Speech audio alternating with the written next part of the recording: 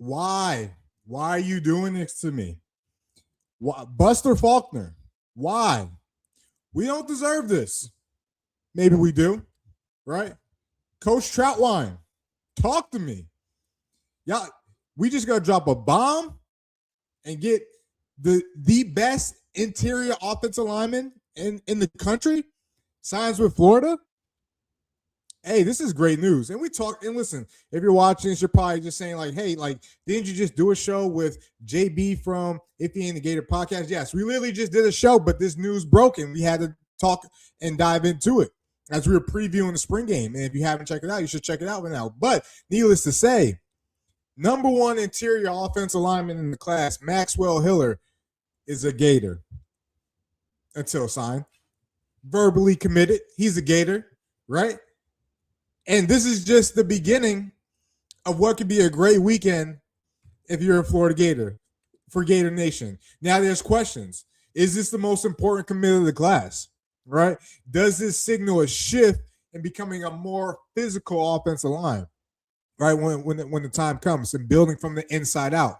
Can Florida finally rebuild an elite offensive line, right? You think about some of the good ones. Obviously, Slater we just had. You think about the Pouncey twins, right?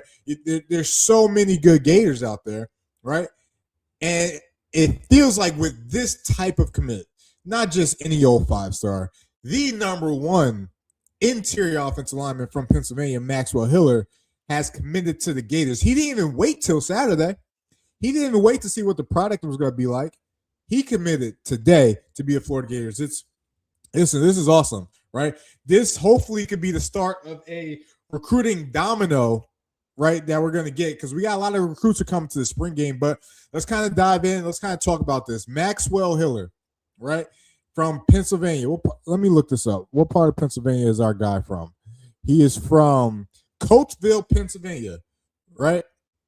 Five-star commit. Listen, ranked not just the number one interior offensive line, ranked number 4 in the class of 2027. Huge grab, huge pickup for John Summerall, Coach Troutwine, Buster Faulkner in that offense. Obviously, we know we have questions in regards to what this offensive line is going to look like, right? I think they have an idea of some of the guys with the guys that they brought in and the guys that are there, and they just don't have the combination, right? And this is going to be a heavy emphasis going forward, is building this offensive line, right? Building from the inside out. And it starts with our guy, Maxwell, right? Listen, this is kind of a program changing type of commit. And I'm not overreacting, because offensive line are hard to come by. Like, you could get the number one, receiver or running back, and they may not always pan out, right? But with linemen, it takes time for them to develop, right? Linemen aren't always going to be so quick to leave in the portal. Linemen is more of a process. And it's probably one of the closest groups on the football team, right? So that's why I'm more excited about getting high caliber potential with the big uglies up front versus if we were to get, the number one wide receiver tight end. And don't get me wrong, I'd be happy about that too. But those guys, based on history and what college football is today and in the transfer portal, what we've seen, those guys are more likely to leave if the success is not there, if the playing time is not there, if it's not what they sought out to be. If the money's not there, if they're not paid on time, with offensive and defensive linemen, it's a little bit different. It's a little bit different.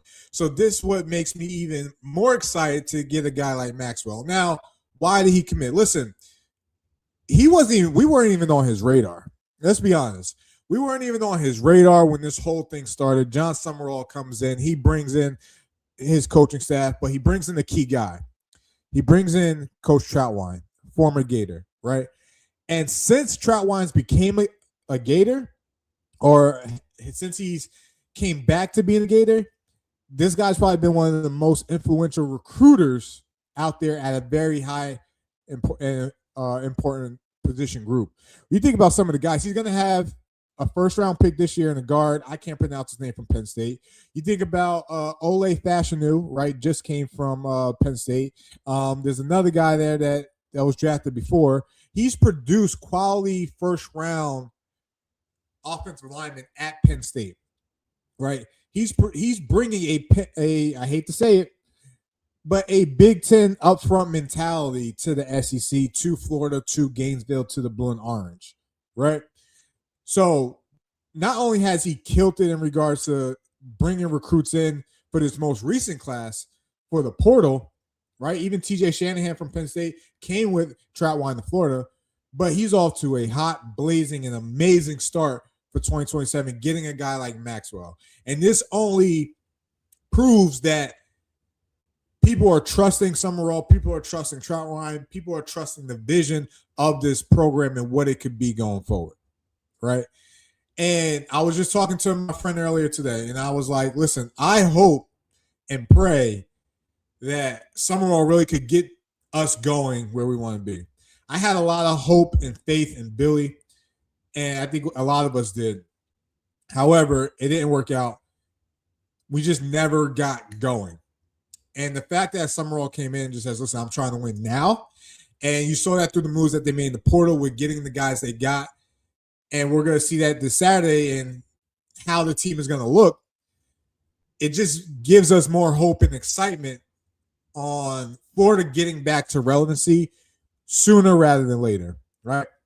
Now, Maxwell Hiller, he's a guy with a high football IQ from what his high school coaches are saying about him.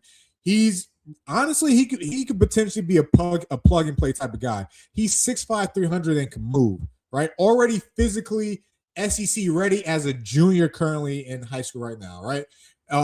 Max Preps All-American, second team, Under Armour All-American.